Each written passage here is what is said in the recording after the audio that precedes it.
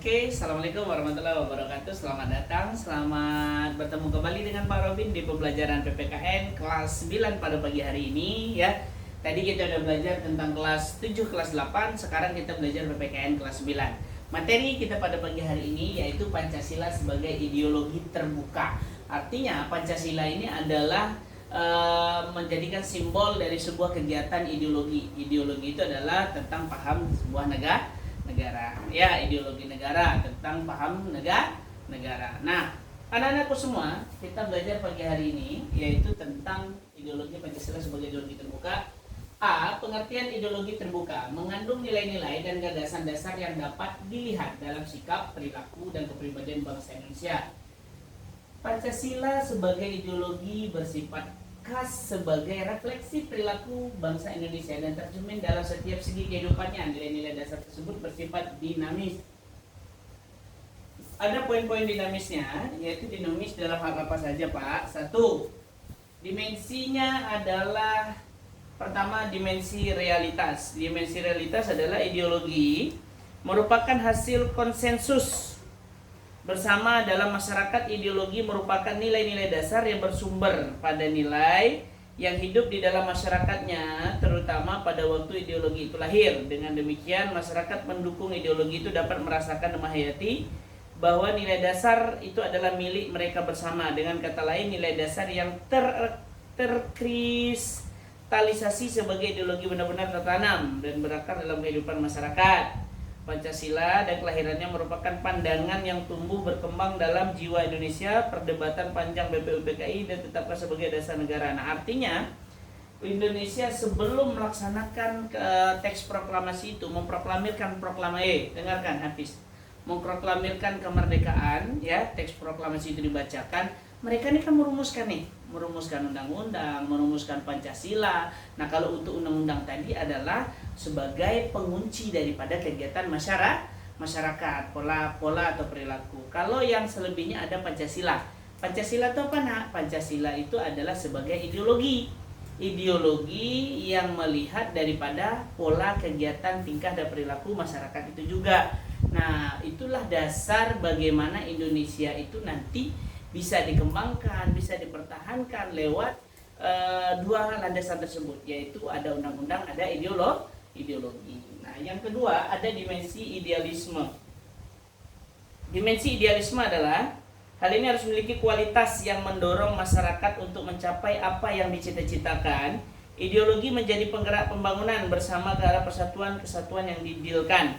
Dengan demikian, bangsa yang memiliki ideologi adalah bangsa yang telah mengetahui ke arah mana mereka membangun bangsa negaranya. Artinya, Indonesia itu sudah memahami sebelum para pemikir kita tadi yang disebut dengan founding father tadi melaksanakan kegiatan-kegiatan tersebut. Jadi arah negara kita tuh nanti setelah merdeka tuh kemana arahnya. Jadi tujuannya udah ada, paham ya? Sama dengan kita, setelah kita di sekolah, setelah tamat sekolah, semasa sekolah aja kita udah merancang, saya mau jadi ini, saya mau jadi ini. Artinya ketika kita mau jadi sesuatu, mau jadi seseorang yang kita idolakan, pasti kita berusaha untuk menjadi posisi tersebut kan. Nah, apa usahanya? Usahanya adalah mempersiapkan diri baik dari segi perlengkapan maupun dari segi kemampuan dan segi pikiran kalian sendiri ya. Nah, itu dimensi fleksibilitas. Fleksibilitas adalah ideologi harus dapat memberikan dorongan dan memberikan peluang akan munculnya perkembangan masyarakatnya. Masyarakat dapat menemukan interpretasi atas nilai dasar sesuai dengan perubahan masyarakat. Pancasila sebagai ideologi terbuka memberikan peluang untuk tumbuh dan berkembangnya masyarakat Indonesia sejalan dengan dinamika perkembangan zaman. Artinya, negara kita mengikat kita itu tidak terlalu fatal. Artinya kita juga bisa memberikan Indonesia juga dibebaskan mengikuti perkembangan zaman. Coba lihat contohnya. Indonesia sekarang tuh paling gampang ketika masuk kebudayaan luar di Indonesia. Indonesia paling open, benar nggak? Indonesia tuh paling legowo, Indonesia tuh paling gampang menerima. Nah, coba tengok, masuk judi online semua masyarakat penikmat besar, ya kan? Masuk TikTok dan sebagainya. Jadi mereka itu melihat kita nih semata-mata, oh Indonesia tuh paling gampang dipengaruhi, kan gitu. Nah, karena tapi negara memang sudah membebaskan itu. Tapi ada daerah-daerah tertentu yang seperti Aceh. Aceh kan tidak bisa sembarangan kita. Betul nggak? Yang melakukan, karena mereka di sana hidup di Aceh itu sesuai dengan syariat agama. Nah, mereka mengedepankan syariat agama mereka, ya. Syariat Islam itu seperti apa? Nah, nanti hukumannya hukum cambuk. Nah, kalau kita Indonesia nih, di Batam aja lah contoh. Kalau dibilangkan kebebasan, Bapak rasa Batam tidak bebas, betul nggak? Dari barang luar bebas, tapi kita mau ngirim ke kampung halaman kita yang sesama Indonesia tidak bebas, betul kan? Nah, kenapa ke Pinang bebas dia? Ke daerah Sumatera Barat, ke daerah Pulau Jawa kita bayar pajak, pajaknya FTZ-nya besar, ya kan? Nah, itu dia. Ya, kemudian penerapan Pancasila sebagai ideologi terbuka adalah penegasannya dalam pandangan suprayobi. Bukan saja suatu penegasan, tetapi penegasan kembali pada pola pikir yang dinamis dari para pendiri, tetapi juga sebagai suatu kebutuhan yang konseptual dalam dunia modern yang berubah dengan cepat. Nah, artinya secara konsep Indonesia itu berubahnya cepat, berubah mengikuti perkembangan zaman, baik itu iptek. Nah, sekarang yang paling banyak nih Bapak lihat, kalau zaman Bapak dulu tidak ada, sibuk dengan dunia gadget, main game sambil carut-carut, ya kan, sambil main PS, sambil ngerokok, kami mana ada. Tapi kalau anak sekarang, cobalah perhatikan, subhanallah, mereka berkumpul dengan teman-temannya, main game sambil carut-carut, ya kan. Padahal temannya pintar, sekolah juara 1, tapi juga dipanggil sama kawannya bodoh juga, dipanggil itu anak Batam kan. Kita udah rajin sekolah dipanggilnya bodoh juga. Nah, tapi bagaimana nanti Hanif dan Alif bisa merubah pola pikir itu kepada teman-teman? Jangan, tak boleh. Nah, baru tadi malam kami kan Bapak berhenti sholat di masjid dekat Batu Haji, sholat maghrib kan.